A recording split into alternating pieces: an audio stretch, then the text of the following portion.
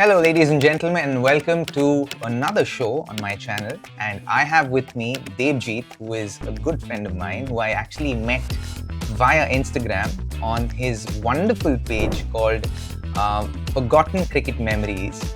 And through that, we ended up having a conversation. And that page is, I got to tell you, it's some really nice stories up there, and some great cricket memories that he brings up, and some really truly forgotten stories that are really heartwarming, and they feel really good when you read them. And we ended up just getting in touch, and I was just kind of reaching out to him, telling him what a great job he's doing. And one thing led to another, and we just had a conversation about, hey, why don't we bring this to YouTube, and why don't we do this together? And so here we are on the Chronicles of Cricket, and this is our first episode of Chronicles of Cricket. And Debjit, welcome man. How are you feeling? Thank you, Robin. I'm feeling good. Really excited about the show. I mean, cricket has such a long history and such a rich legacy, and there are so many stories that kind of go untold.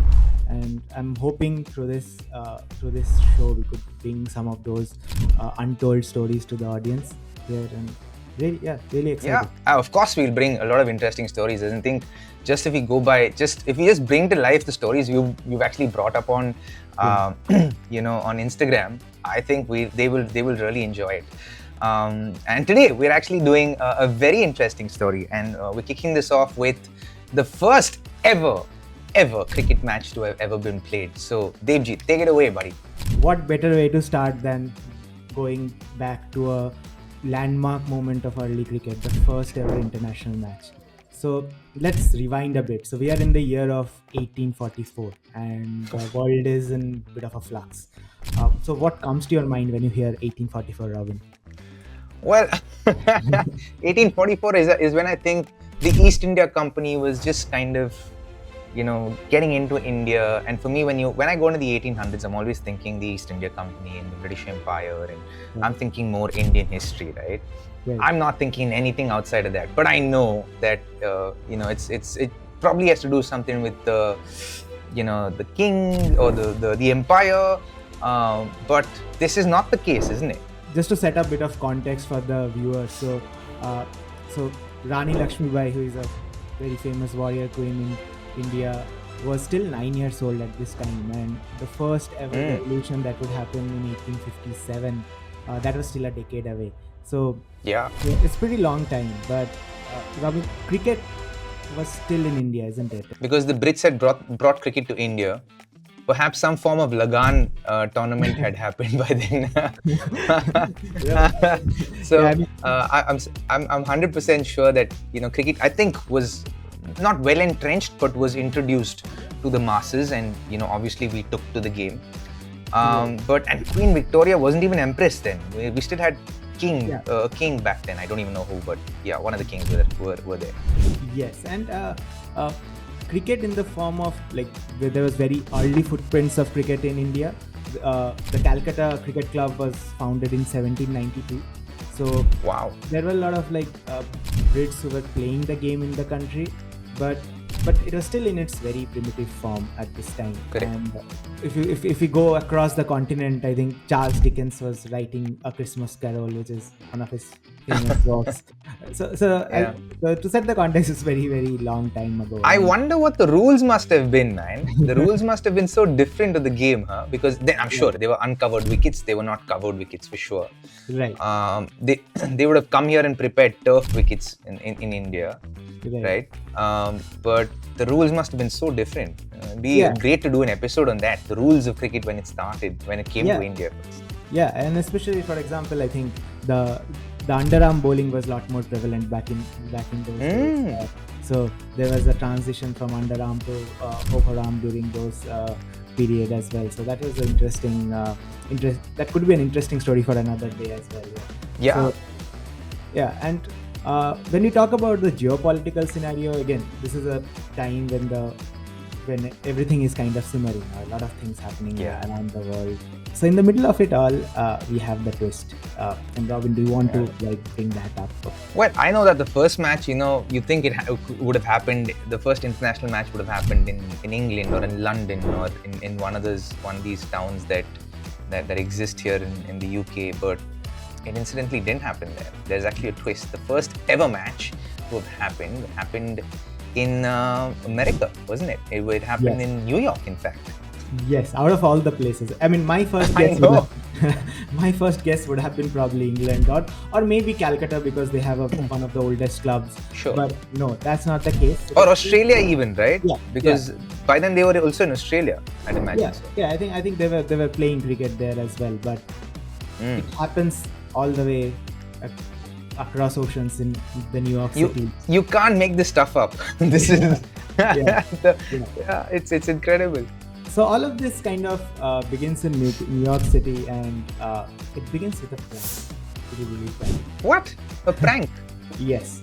So this is now we'll move 4 years further. So now we are in 1840, and there's a club in New York called St. George's Cricket Club, and they're a pretty serious cricketing side there. Like a lot of the English expats who moved to the US, they were part of this club, and they were playing good cricket there with the local clubs around in and around US. And US at the time were having a fairly good cricket population who took the game seriously, and it was one of their popular pastimes.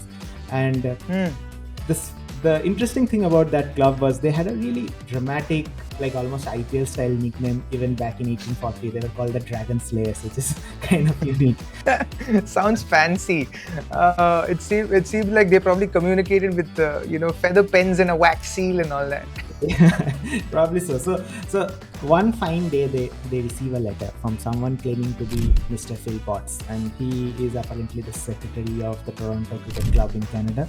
And it's like a sealed envelope, like you mentioned, and they're inviting them up north for a match. Suddenly, out of the blue.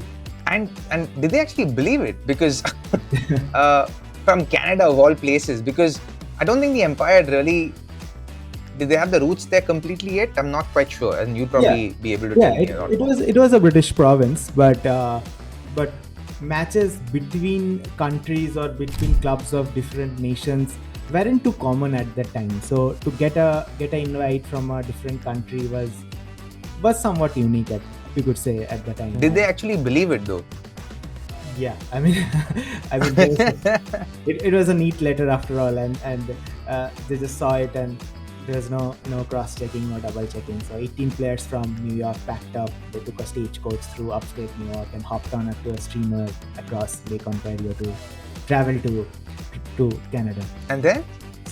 So they probably also bought their wives, a couple of bats, and some whiskey for the road.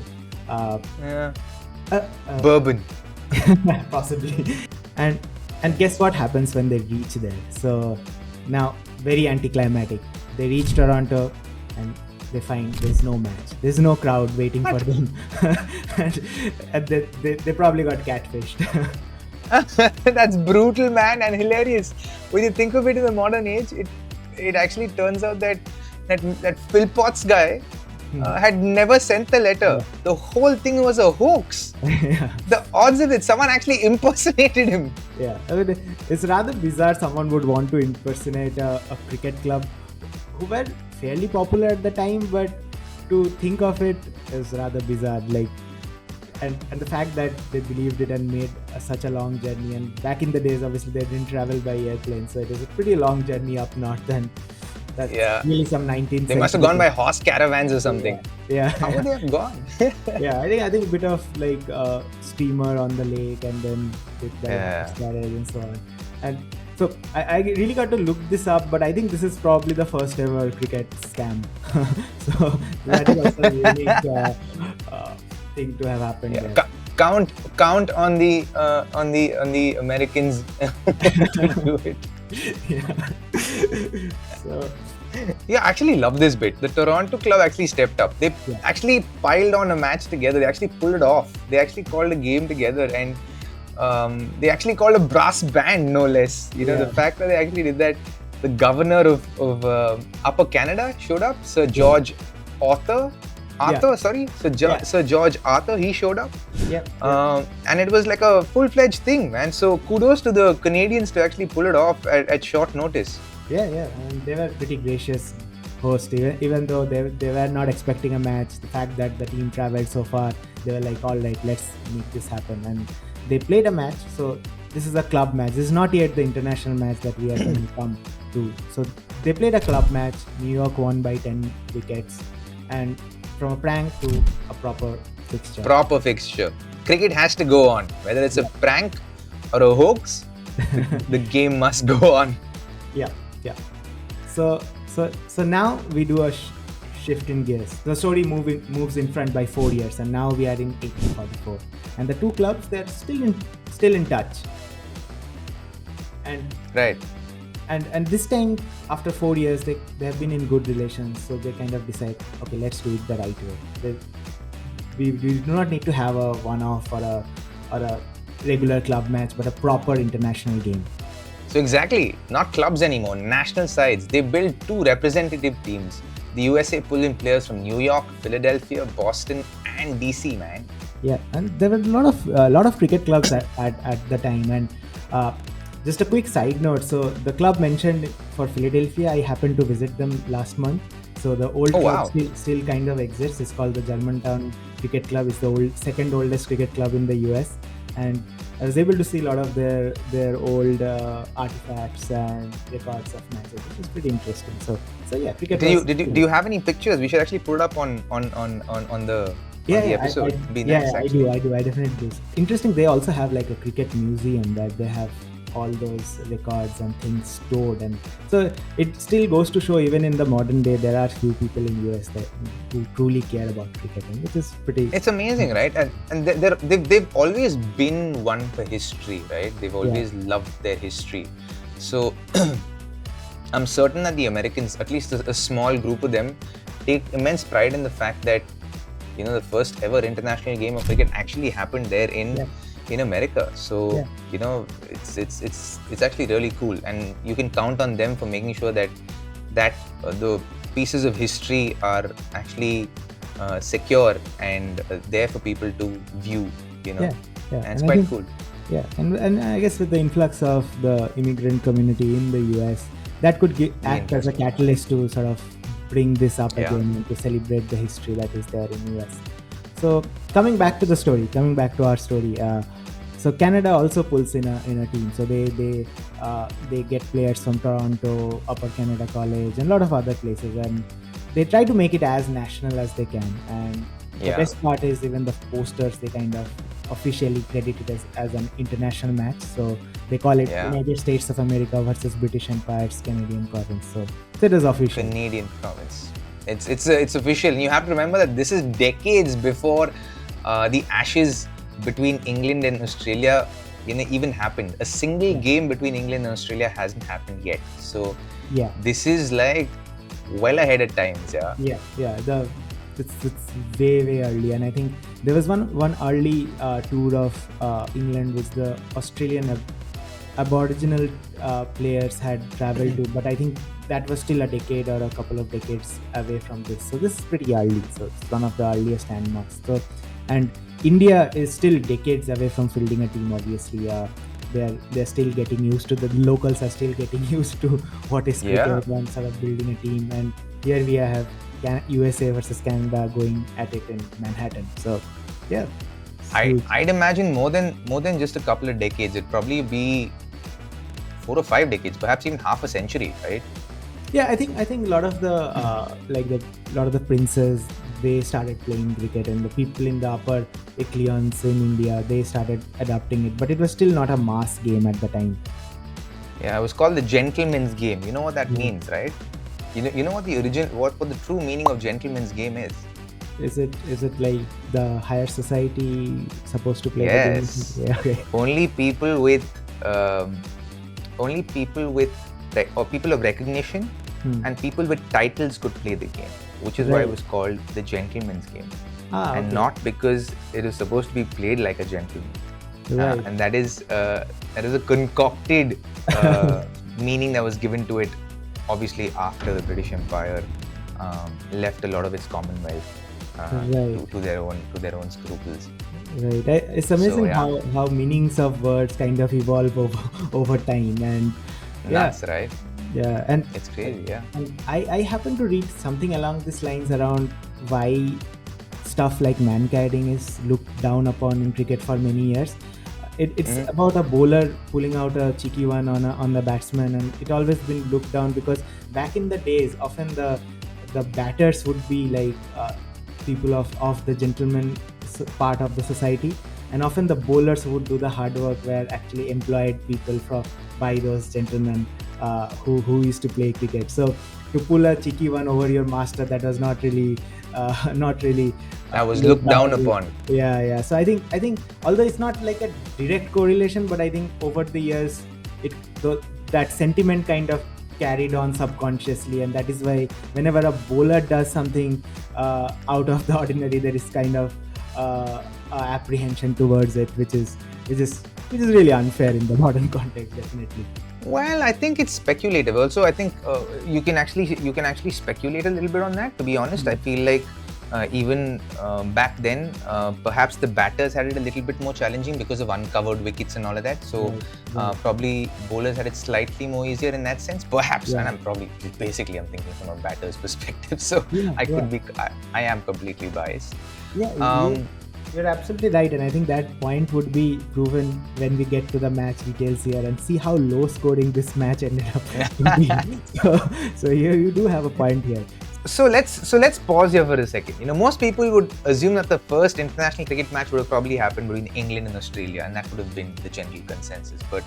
Or it would have generally been under the British, flag. Maybe somewhere in India, perhaps, but that's not the case. Yes, it was USA versus Canada, 1844 in New York City, right near where the Madison Square Garden stands today. So it was epic.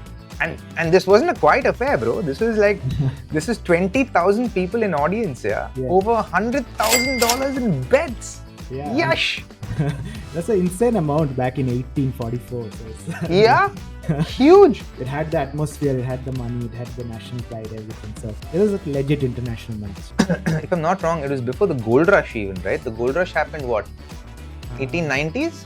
No, yeah, just before the gold rush. The California gold rush of 1848 to 1855. It was before that. People were betting $100,000. Gosh. Oh my God. It's a lot of money. So yeah, I think yet barely anyone really talks about it today. So yeah, it's fascinating, really. It is. It's actually truly fascinating, and the fact that there was so much on stake, and there were 20,000 people actually attending the game, and yet no one's really talking about it. Yeah, and here's another interesting anecdote with this. So there was a match, I think, about 4 decades from this story in around 1890s, when Ranjit Singh ji had traveled with a team to the US to play the Philadelphia team, and and I saw the match poster which was there in the museum, and the Philadelphia administration at the time had given train tickets and discounts so that the players could so that the spectators could go and watch the match. So that's how much importance was given to a cricket match in US at the time. What happened, bro? Yeah, it's just I think after this is post revolution also, right? Yeah. So I think revolution, the Civil War played a role. I mean, baseball kind of evolved around the same time, and there was room for only one bat and ball sports in the US. And the other thing was that cricket was always kind of played in these elite clubs, whereas baseball kind of was played between the masses. So it was the common man sport. And the other thing is they kind of looked down on cricket as a foreign game rather than their own indigenous. That's right. So that's kind of right. So there's many these small factors that kind of culminated in the decline of cricket in the US. All right, let's get into the match. Match happened between 24th to 26th September in Manhattan. Yes, and the match itself was sort of spread over 3 days, and it was played at the St. George's Cricket Ground near the 30th and the Broadway in Manhattan. So we come to day 1. Canada, they bat first, and it was a low-scoring affair. They scored 82. I'm sure the pitch was very difficult to bat on. And uncovered wickets. Yeah, and USA ends the day on at 61 for 9. So it's pretty evenly poised. We're kind of hoping for the tail to wag the next day. Pretty evenly poised, that match. So now we come to day 2, where it's a total washout and the rain ruins everything. And then they actually extended to the third day, which is actually pretty cool, right? I think they kept a reserve day so that you can get a result. And if you actually think about it, they were pretty far ahead of the curve in their time planning and making sure that all the people who staked some money and also went back with profits or losses. Yeah, and it was smart of them to like continue the match on day 3. I don't know if you remember the 2002 ICC Champions Trophy final. We had a reserve day, but India had to start off the day again from the scratch. Yeah. So both the days got called off after the first inning. So we ended up having no match in the final, and trophy was shared. So these guys were totally up with their game, and they sort of made the plan for the reserve day and ensured that they started from where they left off, which was pretty nice. Yeah. So, and then day 3 comes along, right? Right. What happens day 3? So USA gets bowled out. They were expecting their tail to wag, but they kind of get bowled out of 60 for 64. So Canada has a small lead, and they end up making 63. So now USA has a target of 82 to win. Yeah, and then they fall short. They get ball out for 58, and Canada win by 23 runs. Right, a gritty, low-scoring, high-stakes match. The kind of game where every run sort of feels like gold. Like a low-scoring, high-tail thriller of the modern day, isn't it? But wait, there's a subplot. As per norm, there's a batter from USA, George Wheatcroft. In fact, he was their best batter. The only one actually with first-class experience who had actually played back in the UK. Yeah. He doesn't show up for day 3. Yeah. So cricket was pretty. I mean, although they were playing regularly, I think some of them took it a little casually. And I guess looking back, he would have regretted it not being part of history. And this was a guy who had played back in Sheffield in England and was a proper player. And the fact that he missed the crucial final day when US were chasing, I think, it really hampered their chances.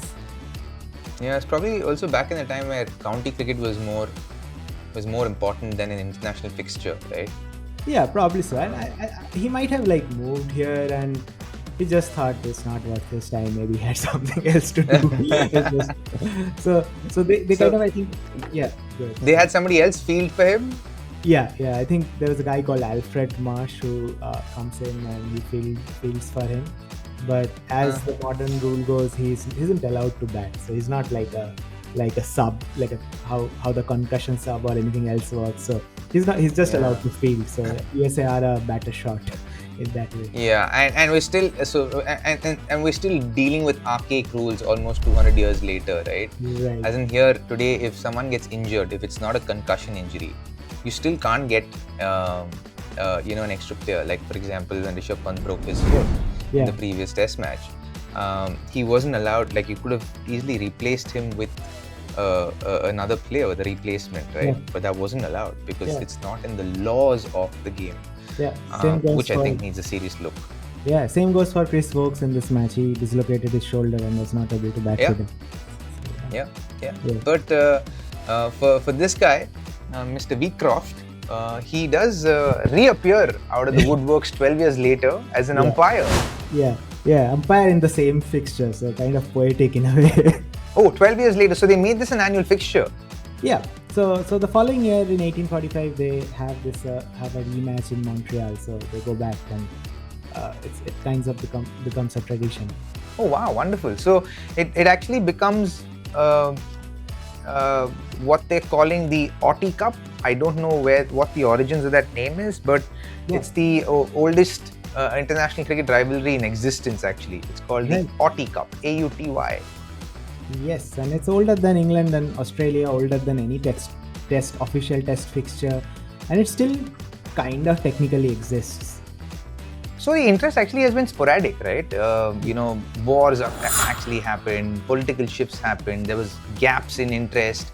But it resumed, I think, in 1963, somewhere around the Cold War, perhaps. That's when they formally kind of named it Autie Cup. And the last series was actually played pretty recently, no? 2016? Yes. Between America and Canada. Yeah, and I think it was a 3-match ODI series, and Canada ended up winning that particular series. So now over 100 years, nearly 200 years later, 180 years later, we come to the full circle, and we are in the 2024 World Cup. Guess what is the opening fixture? Oh, America versus Canada. I remember it. Yeah. And back when it actually happened, I was like, why America versus Canada? And I didn't know. Like, I wish someone actually spoke about it back then. Yeah, I think Canada. But here we are. Yeah. Speaking about it now. Yeah, and it's a wonderful full circle story. Canada ends up scoring 194. USA chase it down with 5 balls to spare. It was a cracking game, and I think Aaron Jones, he hits a brilliant 94. He does, and Canada actually score 194, and I thought Aaron Jones actually in that game batted exceptionally well. That 94 of his, it was unfortunate to not get 100, but the fact that they actually chased that score down was phenomenal on a slightly difficult wicket. Even I remember that wicket was seaming around quite a bit, and he still ended up scoring those many runs. But it's amazing. This has gone from almost 180 years ago, from pranks to a World Cup fixture 180 years later. This is phenomenal, man. The rivalry has just literally come a full circle centuries later. Yeah. I think there's a whole new different team there. These are both associate nations that are on the rise. USA definitely had a great World Cup. They ended up having a great T24 World Cup. They moved to the next round. Yeah, and we kind of hope that the Autie Cup legacy could be revived. Don't you want that, Robin? Yeah. So, you would, because I think now with the number of immigrants that are there, I really believe that both teams could be pretty formidable if they have a pretty structured, administration, both countries. I truly believe that they can. This fixture can be kind of, or this rivalry can be institutionalized. If ICC are listening, every year, September 24th, let's honor the origin of cricket, when it actually first started. Absolutely, the origin of international cricket. That's amazing, dude. What a story, man! This is insane. I love it. Yeah. But we felt, when we were having these conversations about doing this, we felt like, what should be the first episode? And I was like, man, I think the first episode should be the first ever cricket game. Debjit was like, man, I have a story and a half for you about this. And then we went through it, and here we are. It's an incredible story, and I love it. Especially how more than the match itself, the entire background of it, how it started. It's a fascinating story, and hopefully we'll be able to bring some of similar kind of like surprising and fascinating stories in the coming episodes. Hopefully, no, we will 100% bring it. We will bring you more such stories, and some really funny ones, some really interesting ones, some heartwarming ones.